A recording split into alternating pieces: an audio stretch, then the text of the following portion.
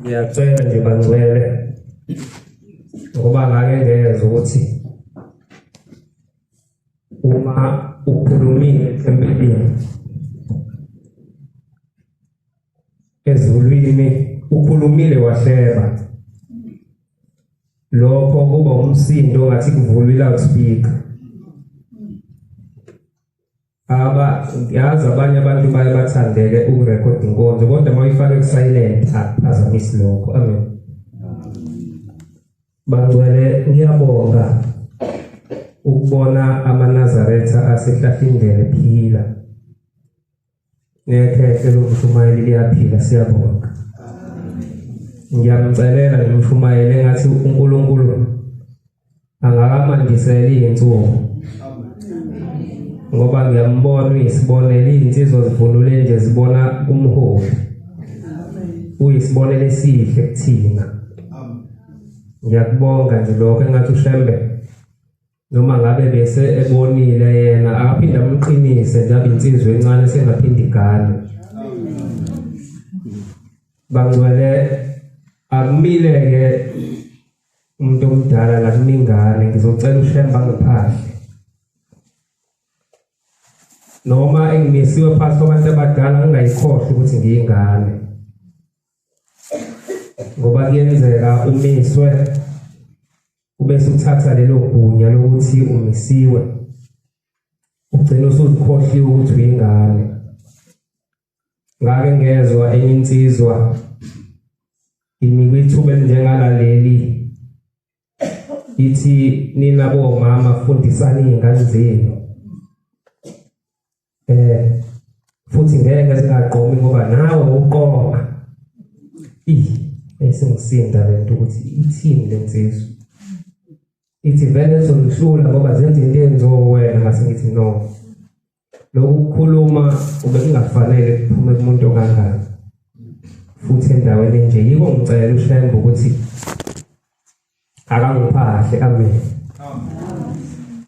Kuyenzeka-ke ume phakathi kwabantu ukhuluma okuhle kodwa ngoba yothi inkosi ilanga yathi miyikhuluma yathi uSathane akekho kwezinye iy'ndawo uphakathi kwethu nje la maNazaretha, akekho kwezinye iy'ndawo. Ithi niyazi ngoba yini bathi babasazi, ithi zonke lezi ezinye iy'ndawo ezakhe ulana nje uzofuna ukukhipha abantu la ukuthi babe ngabakhe ngoba la indawo kaNkulunkulu. Ngithi-ke kuyenzeka umiswe kanje uSathane abahlunga abakhe ukuthi uyiqede inkonzo kube khona bathi lo mfana kade bhede. Uthothi ubukhuluma into ekuyiyona kodwa ngoba yena akayithandi. Hhayi uthi akuyona ekaShembe ngoba yena akayithandi athi akusiyo. Ngesonto elidlule ngizocela sivule isihlabelelo 8 esizokhuluma ngathi ngike ngathuka inkulumo ekhulunywa umshumayeli kwelinye ithempeli ngasaba. Uthi umshumayeli mayesesukuma kade ethi angikhulume uthi le nsizwa ngiyayisaba, angikwazi ukuyijwayela, ngicela ukuphinde ibuye mhlawumbe ngizoyijwayela, ngiyayisaba. Ngithe uma sengisendleleni ngiyayibuza ukuthi yingane kanje leli ikhehla lithini, okusho ukuthi belingaboni mina, beliphiwa amehlo kamoya, bekukhuluma uShembe lezi zinto engiyikhulumile kuleya ndawo bekungakhulumi mina bekuzosuka umuntu ongaphezu kwababa athi lo mfana ngiyamsaba, ngifuna aphinde abuye bangcwele ukuze ngimjwayele. Amehlo kade nawo yena uthe bebuka inkulumo ekhulumekile ngalela langa wayesebuka ukuthi lo mfana obekhuluma bekungena umfana bekuShembe uqobo lakhe ngoba inkulumo ewile futhi itholile indawo kuyena elingithusile ukuthi athi uyangesaba, usafuna ukuphinde angijwayela ngophinde ngibuye ngelinye ilanga. Ngiyacela siyicelele nathi uma ngabe noma sikiphi inkonzo bangcwele, noma ngabe kukhuluma umuntu ongamthandi, noma ngabe ukhuluma into ongayithandi, oyithatha uyibuze kwabanye ngoba khona umuntu ongasukuma la athi ngesabathi iNazaretha ngcwabe. ube seshayisile kuwena ngoba wena uyahamba emngcwabo ngesabatha. Kanti lo muntu bekulapha mhlawumbe izinsuku zakho seyiphelile. Usele iminyaka emibili uhleli kulo mhlaba mhlawumbe ukuthi uzoshintsha. Uyeke ukuhamba imingcwabo ngesabatha ukuze umbone. Bese wena ubheka lo muntu ukuthi athi omunye imindeni thina siphila nemindeni engakholwa. So ilahlaphi imindeni yethu? Khona incwadi ethi ngicela ungifundele nje singahlabelela uMateyu 10:34 noma iqale ku-32. Uthi ushembe mawusuphethe yena kusala umngane Mateyu 10:34. Uthi kuzosala abangane iqale ku-32 ndasuthi. Kusala izihlobo zakho nothandiweyo wakho mangabe ngamfuni ushembe ugcine esala. Ngoba usukhetha uNkulunkulu. Engimcelela kona maNazaretha kuleli thembele ngicela nithandane. Mangase nithandane niyombona ushembe. Ngoba futhi siyoboshwa amazwi wakhe ngeinsuku zokugcina la wahlezi wakhuluma ethi thandanani. Cela ukufundela ba kanti 32 ba ngalokho yilowo nalowo ongivumayo phambi kwabantu. Yilowo nalowo ovuma unyazo uNkulunkulu phambi kwabantu. Nami ngiyakuvuma phambi kukaBaba osezulwini. Ulutho unyazi uma ngabe ngimvuma la emhlabeni uyofika ngivume phambi kwaBhombela. Ukuvuma ushembe ukuthi into ayimisile wathi akayifuni wena uhambisane naye. Ukuphika ushembe ukuthi into athe akayifuni wena usayithanda uqhubeke nayo.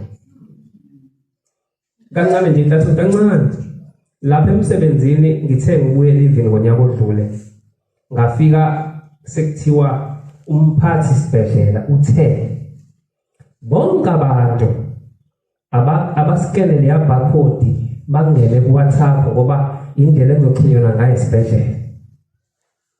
Idemoni malikufuna lingaqhamuka ngomuntu omkhulu ukuze uthobe kanti selikuzuzile.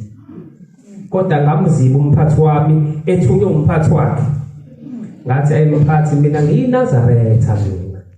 Ushemba kavumi ukuthi ngibe noWhatsApp. Bengivuma unyazi lapha. Anginantombi nje ngilobola le ngane yomuntu engiyilobolayo ngoba kwahamba unkosikazi wengiganile ngabe ngiqonyiwe. Kodwa ngivuma ushembe ngoba kufanele ngingene la ngiqonywe intombi ngoba ngizolingcolisa lokungeza kanjani abantu abadala. Uthembe angingaqonywa ukuze ngithi mangingena la iphunga elihle linuke kunganuki iphunga la. Bengivuma unyazi lapha. Kwadlula isikhathi nje kwaneyinkinga edepartmentini wathi umphathi uthe umphathi wamanesi akwakhiwe igroup kwa WhatsApp lisabuya idimoni. Khona kuzoxhunywana kuxazulula inkinga. Kwaqhaqusi yangiphoqa ke le bacela. Kodwa ngathi ngihleli lapha ngasuka olanga ngaphinda kumngathi mphathi mina ngikwazi ukuba noWhatsApp. Engimlandela ukuthi akawufuni. Wathi hayi phela kuyaphoqa lo ngathi yima mphathi. Angithi iSolomane malithi alifuni into liyalalela. Mina indaba. Wathi angazi-ke kodwa bekuphoqa kade ngingangena. Ngambonga ushembe. Ukuvuma loNkulunkulu esihlangene naye. Ngikuqhubeka la. Kepha lowo oyangiphika phambi kwabantu nami ngiyakuphika phambi kukaBaba osezulwini. Qhubeka. Ningasho ukuthi ngize ukuletha ukuthula emhlabeni. Uthi ushembe singamkhulumeli sithi uletha ukuthula emhlabeni. Angizanga ukuletha ukuthula. Uletheni baba? Kepha ngilethe inkemba. Uthi ushembe uletha inkemba. Yebo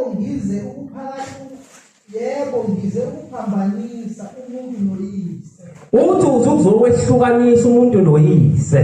Nendodakazi nendodakazi nonina nomakoti noninazala nezitha zomuntu uthi ushembe izitha zakho njengoba la mNazaretha unazo uyakuba ngezendlu yakhe uyoba enza abantu ozalana nabo othanda uyise nonina othanda ubaba kunoshembe angifanele uthi uNkulunkulu asemfanele nothanda indodana noma indodana nothanda ingane yakhe ngoba isebenza kamasipala iyamondla ifika la ekhaya ibase ngesabatha athi ngizothini ngoba uyangondla bafowethu akungathi amandla uNkulunkulu asinike wona sigcine sihlala phansi kwabazali bethu ngoba bengasenalo ukuthi behola impesheni siyazi ukuthi babheke thina lokho asingakwenzi ukuthi amandla waphiwe yibona imithandazo yabo nabazali abathe lengane yami ngicela isimame ibe nalokho nalokho kwase kuyamila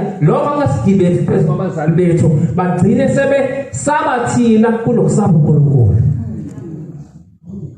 nothanda indodana nendodakazi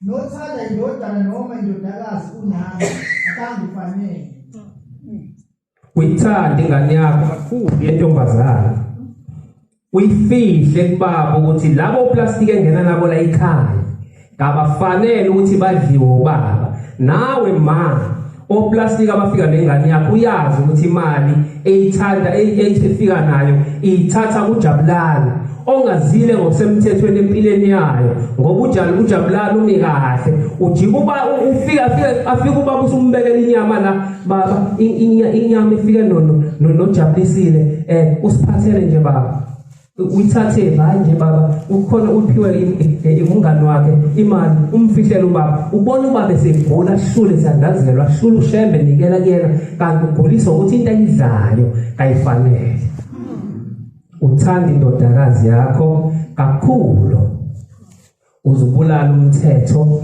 kaNkulunkulu uthi ushembe kasimfanele nongathabathi isiphambano sakhe angilandele kakangifanele ngiyabonga Nkosi kubusisa ngicela uye kuJeremiya 3:14 ukuze sizazi ukuthi njengoba sila singoba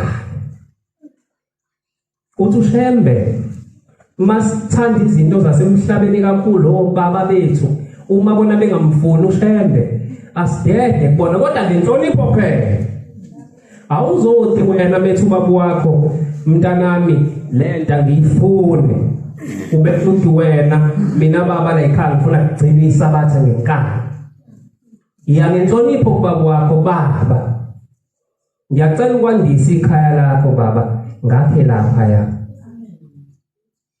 mase kunikezile ubaba wakho lelo gunya yilapho kuyobusa khona umthetho kaShembe ungayifaki ngendluzula indaba kaShembe ngoba uyojika beke wena icala athi umhloniphe umzali uyakubopha kancane nje kumedibambe kancane kuqhubeka umzali uyakubopha ephila kubophe engasekho yiwo ngithi ngicela sibahloniphe labantu ekuthiwa basigade lokho khona bethu singabacunuli nabo bangacunuki baze bahambe emhlabeni bengayigezanga into yasicunule yabacunula kithi ngoba bazothi mase besethuneni bafisa ukuthi ikhaya labo lingafi bengasena kuphenduka ngoba ibona bahamba beshiya isiqaleni sophezulu kwamakhanda ethu lifi ikhaya kanti libulawa wena mzali wangiqalekisa wawusuhamba ushiya leyo nto phezulu kwekhanda labo uma ususethuneni bakubuza labade bekushiya ukuthi ikhaya lafu ukhona kanti libulawa isiqalekiso washiya phambi kwami kuphezu kwami kuhle mangabe ungizala makukhona la ungisola khona ngibize ukuthi mntanami kulento asidlule kuyona kanje nami bese ngehlisa ulaka ngoba phela umzali lo ngibuyele ukuze sikwazi ukuphila sikhule emhlabeni amen sicela ukufundele 3:14 buyani bantwana abahlehlayo usho uJehova uthi ushembe asibuye ngoba siyahlehla thina buye ngokuba ngingumyeni wethu ho sonke siganile niyayizwa indaba uthi ushembe umyeni wethu obona umama la uhlala nabe ubaba uhlala nabe ngoba usemzini uganile umkhwenyana munye umkhwena wethu unyazi lezulu into engafunwa umkhwenyana emzini awuyenzi ngenkani uma uyenza ngenkani ususekuphulile isivumelwano somshado wakho iqabulile iringi uma usuka namhlanje ungeze sabathini uyadina umini ukuthi lo makoti akasangihloniphi uma ngasayi 14 uyadina umini athi lo mkhwenyana lo makoti akasangihloniphi uma ungasayi 23 uyadinwa lo mkhwenyana athi umakoti wami akasangihloniphi uma ususuka ekhaya kababa wakho ugaya utshwala wena uyiNazaretha uyadina umyeni ngikhuluma ngamabomu lento yotshwala ngoba iqhabanisa amaNazaretha ewodwa kanti abantu ngisuke ngibasiza mina la kiwa khona ngeke utshwala ngisuke ngikusiza mNazaretha mangithi yeke ugaya utshwala beka idrink emsamo ngo-23 kukhuluma insizwa ithi lensizwa ngahamba nobaba siyethembezini inkosi uthingise gospel izwe le ndaba uyagula ubaba wakhe seqhutshwa nge-wheelchair uthi ingumshumayeli ubaba wakhe uthi sathi masifika kwathiwa siye ngale yayisiphuma inkosi bakhonze yaphuma bekhonzela umfundisi uthi ngoba mina ngangiqhuba ubaba lensizwa ngalalela ithi inkosi ngiyakuzwa umshumayeli ngicela ungamusho isibongo umshumayeli uyagula usuze wahlala ku-wheelchair sahambeki umshumayeli into ezolapha wena yinye ukuthi ma wenza umsebenzi ugaya utshwala uzophila ayizanginike okunye ukhonkobele nje ukhonkobaliso ukuthi emzini wakhe umenze umcimbi ugaya utshwala yazi amaNazaretha akuthanda ngabe siyahlukanisa yini ukuthi sesigala umyeni wasezulwini ngithe usathane uyabahlukanisa abantu abanye babeka ngala abanye babeke ngala lento le inobufakazi obuningi bokuthi ushembe mawufika kuyena akaza kutshela ukuthi yenze qhubeka nawe lento ngoba uthi ezulwini lakhe ayingeni lento sayithanda kangaka amaNazaretha siphoqa umyeni wethu lo myeni osimganile siyamphoqa ngoba ezulwini akangeni umuntu owenza lento ngizosho sakudlala nje ngiyingane anganginaki umuntu athi cha ubebheda lo mfana kulungile kodwa khona ilanga eyodlala ifilimu umguqe kanje kuthiwa umzwanga lo mfana wathini qhubeka ku-joyful ngithabathe abe munye ezulwini emndenini uthi ushembe uthabatha umuntu oyedwa emndenini babe babili uthi uthabatha oyedwa esizweni babe babili emndenini ngilise esiyoni baba ngiyabonga nkosikazi njengoba ula ungakukhaleli ukuthi uyiNazaretha wedwa uthi umyeni esimganile uthatha abe munye emndenini cela ukuhlabelela isihlabelelo 8 ngiyazikhumbula izeluleko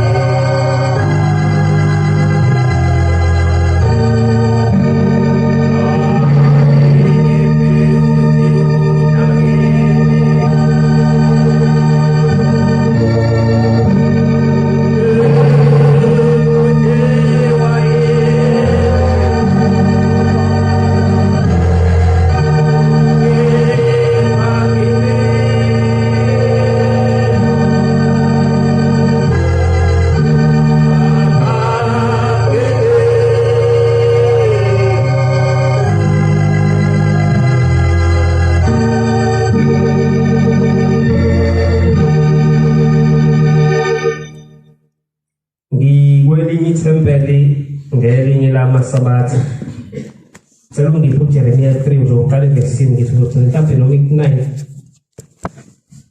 uthi umshumayeli uShezi kwakunomfundisi uShezi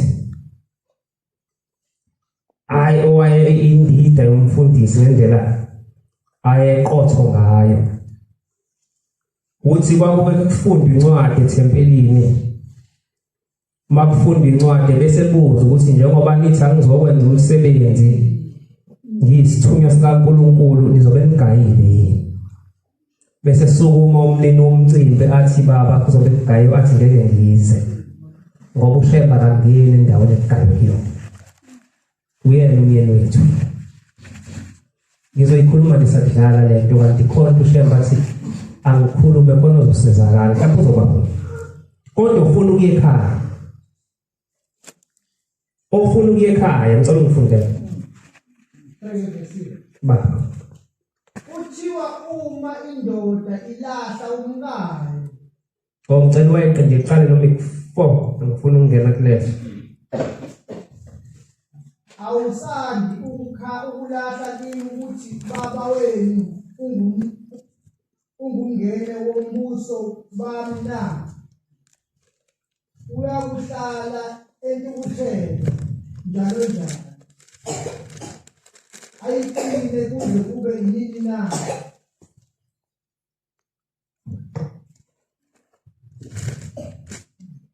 Ujeremiya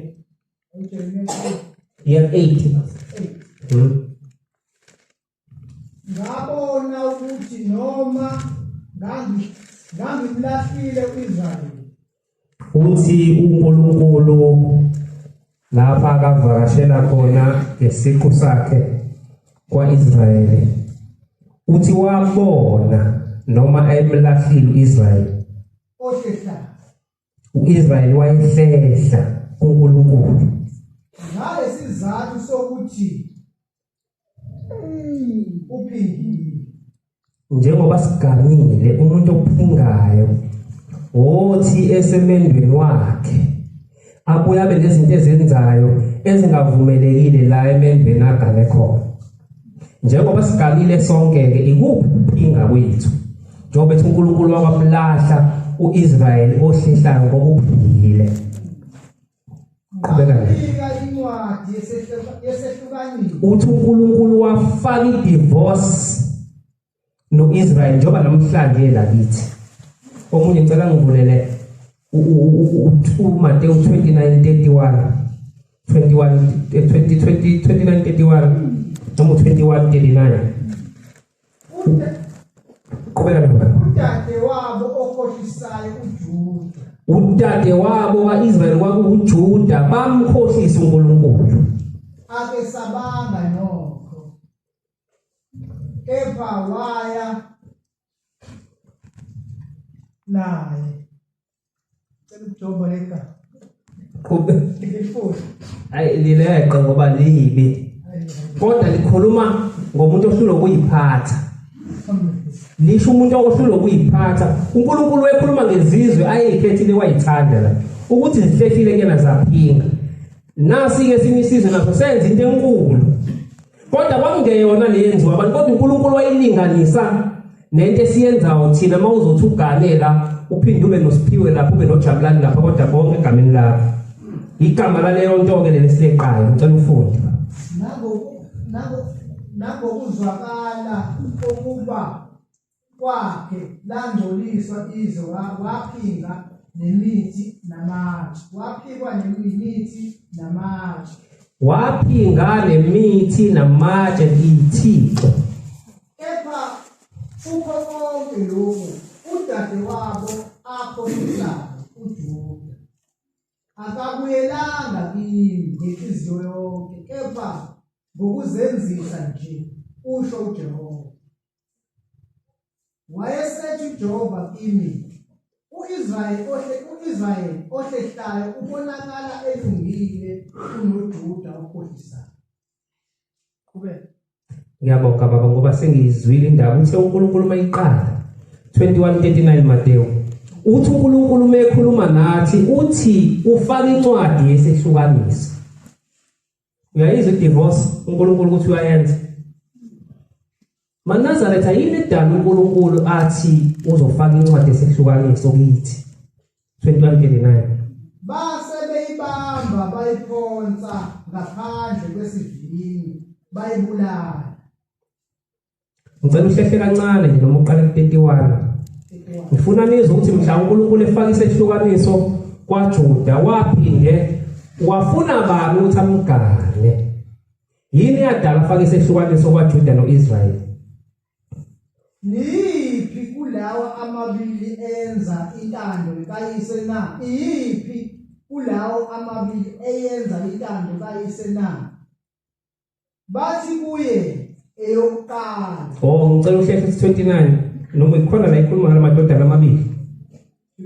Yaphendula yathi angithandi, kodwa ngasemuva yaguquka yaya wayeseya kuye, washo kanjalo kuyo. Waphendula wathi ngiyaya Nkosi, kepha kangiyanga. La uNkulunkulu ufanekisa ngabantu ababili abathumayo endaweni. Omunye uthi ngile kodwa engayanga, omunye ujike endleleni.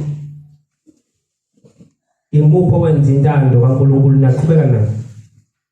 Bathi kuye iyiphi kulawa amabili eyenze intando kayise na? Bathi kuye eyokuqala. UJesu wathi kubo, ngiqinisile ngithi kini, abathelisi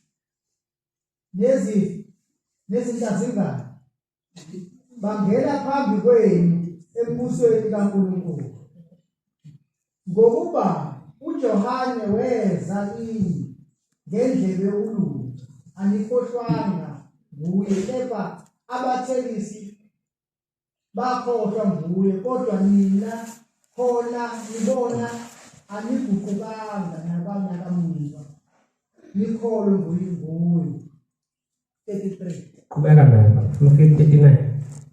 Yizwani omunye umfanekiso kwakukhona umuntu omninindlu.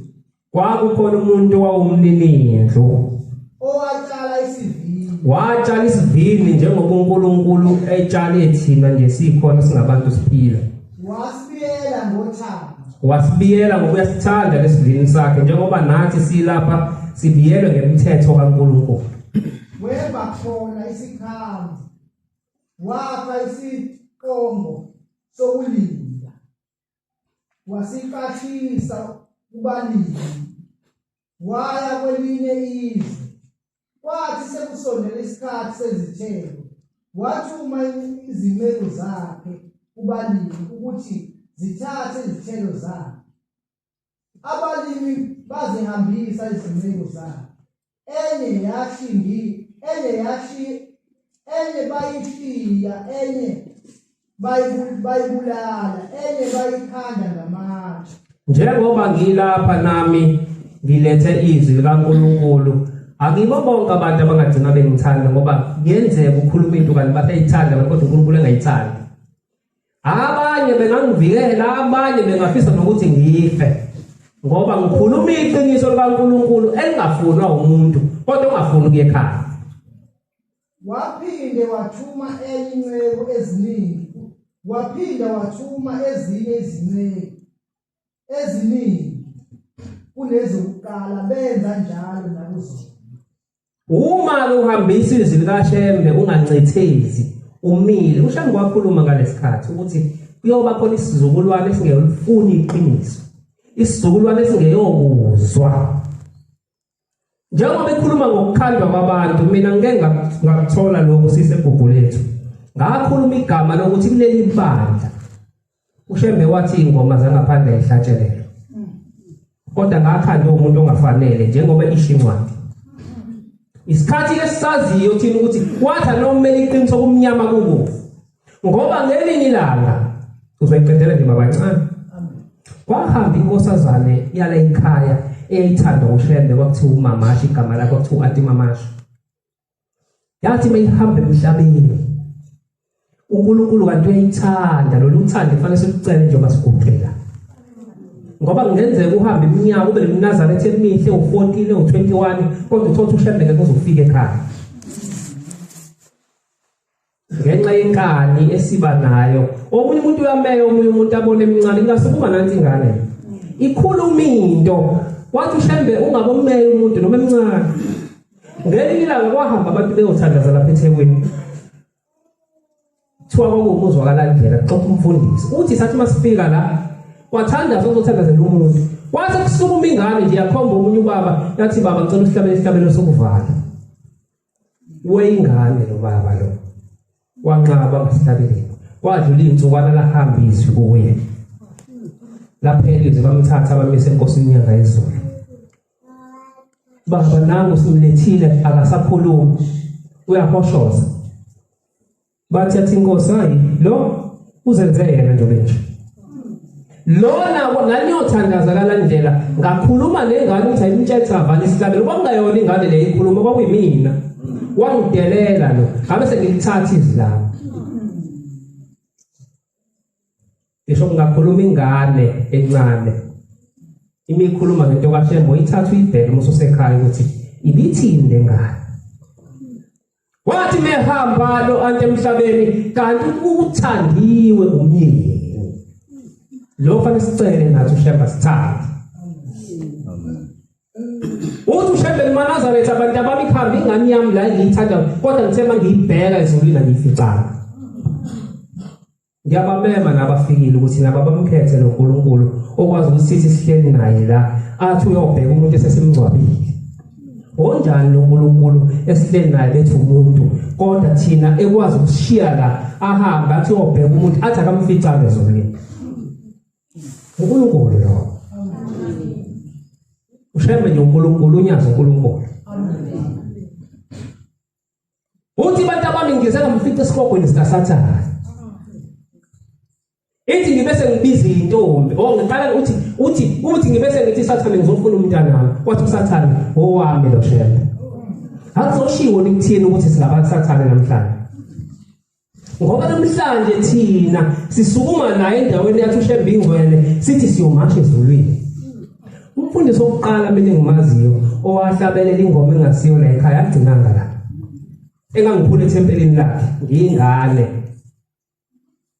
ngisethempelini lakhe nje wayelahlabelela ingoma esha ngifuna ukisho wahlabha naye ngaze ngisondeze ngayo la ekhona kodwa agcinanga la ngoba wahlabelela ingoma engasesiyo la ekhaya.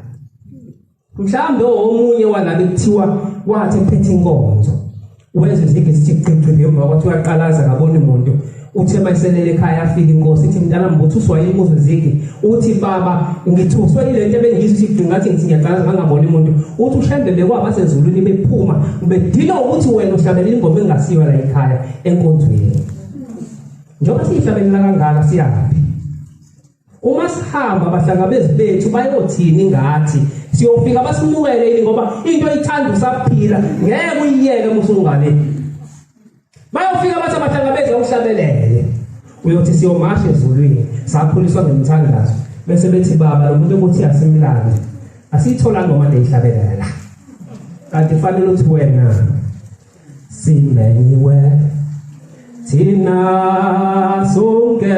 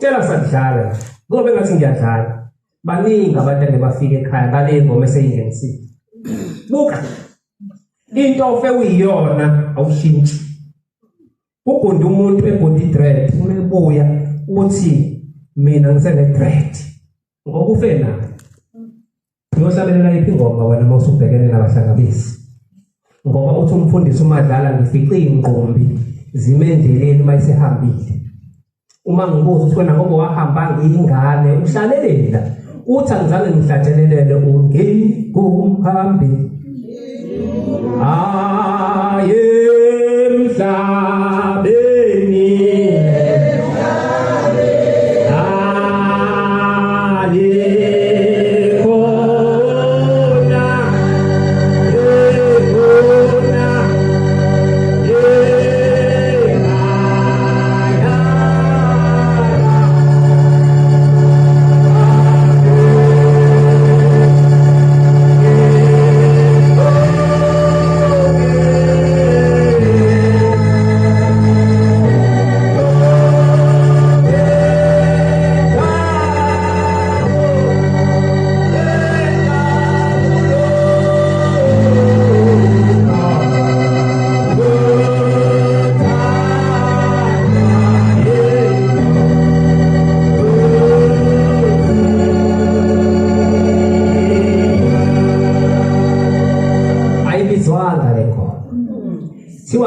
ezulwini ngizwathi iNazaretha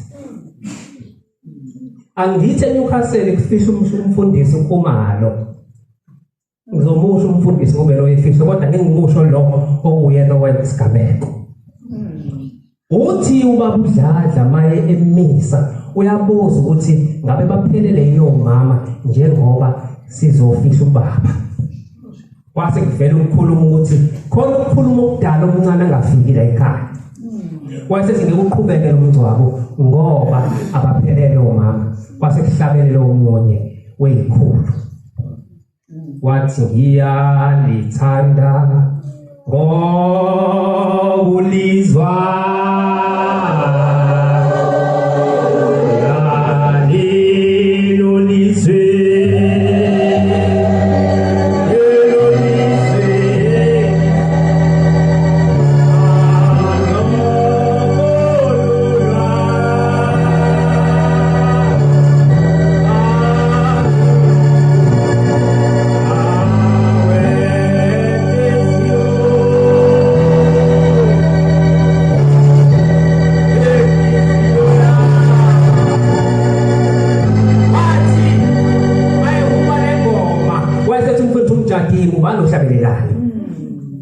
kwazi ukuthi baqhelelene wayeseshiyo wathi uzibani bayo wathi akathule waqhubeka ngoba wekutshana wathi kanti ubani lo nenkani kwase kushiya ukuthi hayi uzibani bayo base bemqheba wayesethula uthi umfundisi womtshado hawu umfundisi uyenza kanjani uhlabelela isihlabelelo engesona somhambi ngoba inkosi langawo ukhona ephakameni isikhuzo ukuthi asingahlabeleli noma isiphi isihlabelelo ngoba umuntu mahlabelelo noma isihlabelelo siyamedusa bangabe sesibedusile iqala umuntu ogqoke lengubo lengubo kanti inyanga yezulu yathi lezi ingoma zihlabeleleni ngoba ziqalwe ibona abantu ingaqala wena siyapi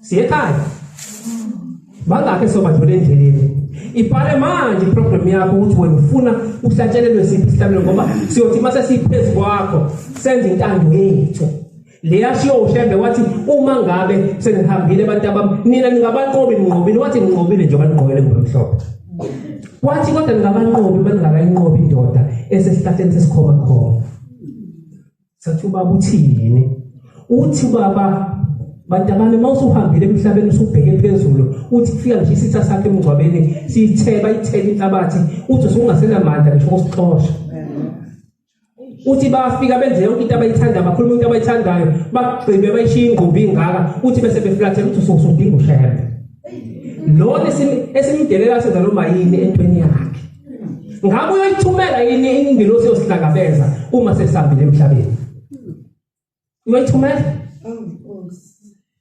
uthi ngiyamthumela umhlangabeza afika kuthathe emfundeni ngosuku lwesithathu bese ngiyahamba uthi ngiqala uhambo uthi nihambe emathafeni igama lamathafa kuthiwa laMbathwane uthi lapho kukhala isikhova kuphela uzwe umsindo waso uthi bese ngishona phansi bantu abami mangabe ngishona phansi uthi nifice elikhulu uthi leli ichibi liyasinda lishula unkosikazi epheka inkomo uthi fike lo sikufake phakathi angazi lo mthi kuyonke lo musukwenziwani kuleli yakhe uthi uhlala insuku ezisikhombisa phakathi kuleli chibi uthi ubusiyaphuma uthi onenhlanhla uyaphuma ingelo sesamlindile ongena inhlanhla uphuma isihambile wena mawusungena ezintweni zangaphandle ugqokele ingubo wakhetha wagana wavuma ukuthi uganile mhla uthi ngiyakhetha inkosi esiphameni umyeni uyophinda kukhiphe nechibini uthi onenhlanhla uthi ngifuna isikhombisa imkhiphi ingelosi bese beqhubeka nohambo uthi ohambeni labasuke bengakaqedi ngoba basuke bengakafiki endodeni ehlele esihlahleni sesikhoma eyisabekayo enamehla ezinzungulu uthi ayibhekele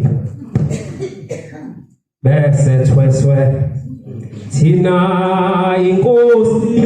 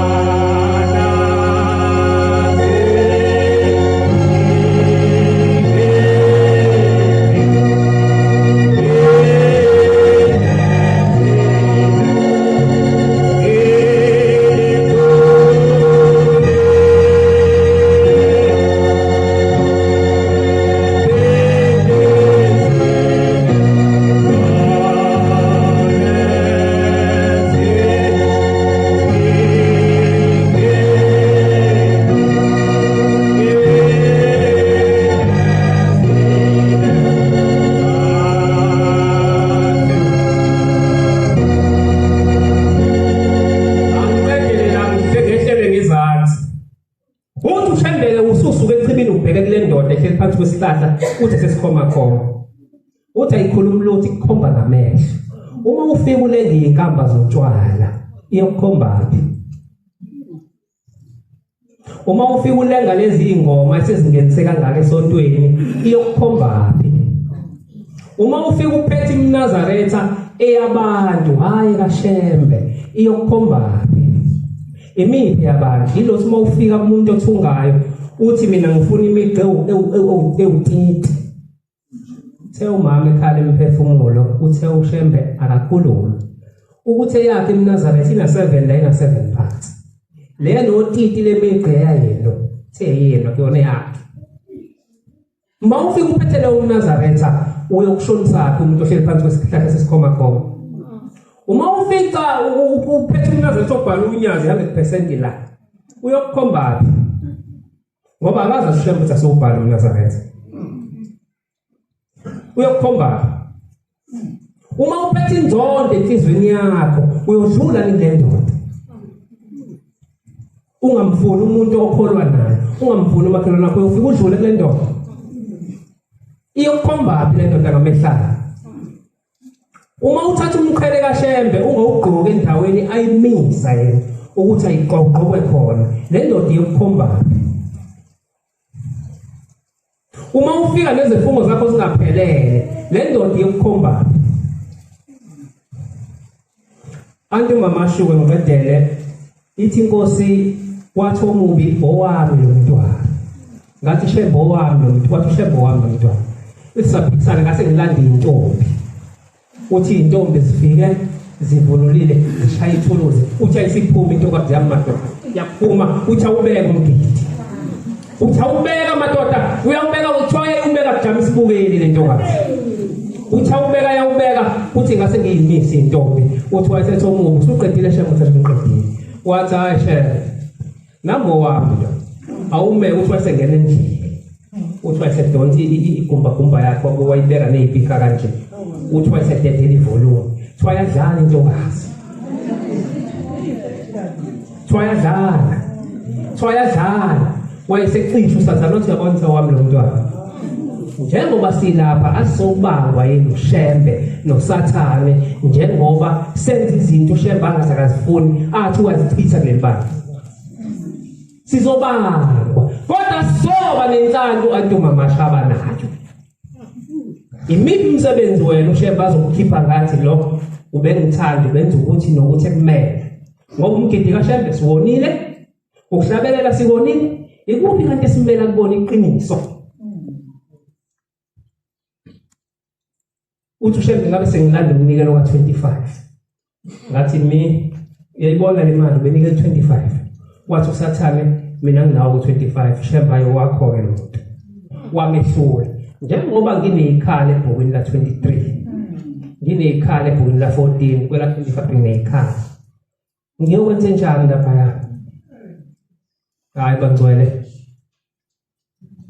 bengicela ukuthi ugumente engiqedele incwadi ngihlale phansi ke ya 29 ngifakazisa ukuthi namhlanje umyeni owashiya kwaIsrayeli efaka idivorce ukuthina namhlanje ekugcineni wathuma kubo indodana yakhe uNkulunkulu wabe sethuma uJesu Kristu kulaba bantu ayelokhu ethumela abaprofeti kubethi uyabathanda njengoba nathi namhlanje uShembe ehleli nathi kodwa simusho yonke into ethi bayakuyazisa indodana yakhe ethi siyoyithanda indodana yakhe siyiphathe kahle kepha kwathi abalimi bebona indodana bayenzani bakhuluma bodwa bathi lo uyindlalifa wozani sibulale sidle ifa lakhe kubekani etina base beyibamba beyiphonsa ngaphandle kwesivini bayibulala okay nawo umbuzo ke owawubuzwa kulabo bantu ababe uNkulunkulu ayekade bavakashela okay mhla kufika umnini sivini uyakubenza njani qhubeka nayo lababulali na bathi kuye uza kubabhubhisa kabi labo babulali kuphendula abantu la usethini yena umnini wendaba wefaka umbuzo abantu isivini sakhe sinikwe abanye abalimi abayakumnika izithelo ngezikhathi zabo uJesu wathi kubo alizange nifunde yini embhalweni ukuthi itshe abalinqabayo ababi lona liyinhloko yebhuku lona lavela enkosini liyisimangaliso emehlweni ethu na ngalokho ngithi kini